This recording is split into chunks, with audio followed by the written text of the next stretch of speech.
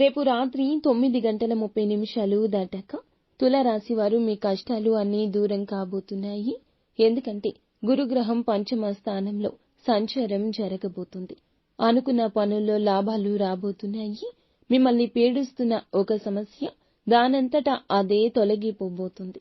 ఒక వ్యక్తి రాకతో ఇదంతా కూడా జరగొచ్చు. అలాగే జీవిత భాగస్వామి ఆలోచన, సలహా ఈ రోజున ఎంతో ఉపయుక్తంగా మారబోతుంది.